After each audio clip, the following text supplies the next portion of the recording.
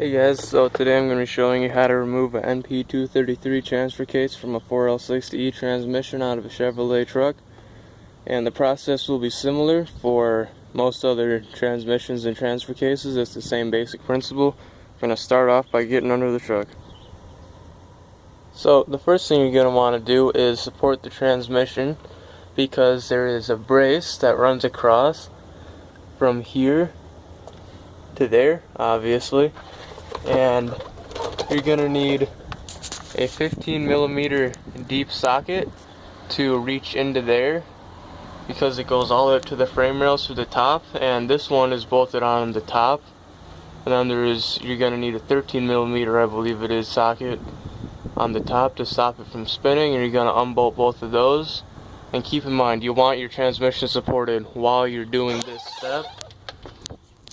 And then same tools over there, except you go in from this side of the frame, 15mm deep socket and a 13mm wrench. Take those bolts off, and the last two bolts are four bolts are gonna be on here. You're gonna take those off, and it's gonna drop down. There's two different pieces.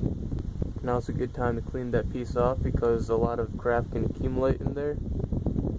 And next step is I'm going to show you back out from under the truck. The next step is to remove all the connections that will be stopping it from going off cleanly. You're going to want to undo your electrical plugs, like this one here at the end of the transfer case. And this one here, you're going to take this nut off. There is a strap on there holding on the hard lines, and you're going to take that off, but leave this one on there.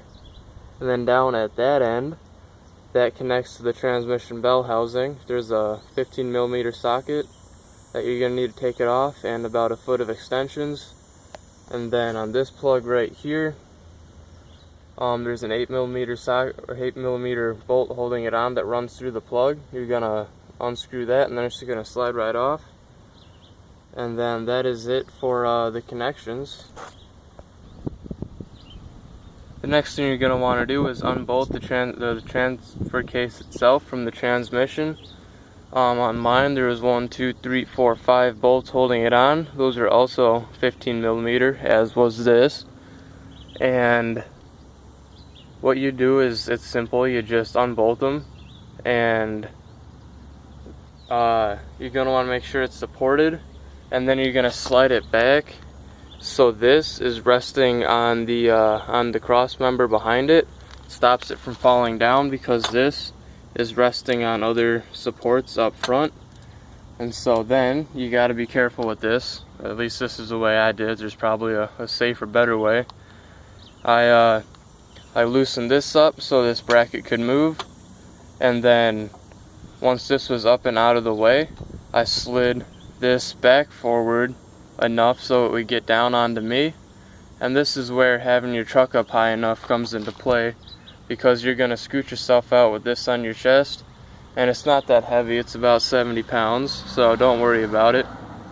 And then you just scoot out and take it off your chest, and then you're all done.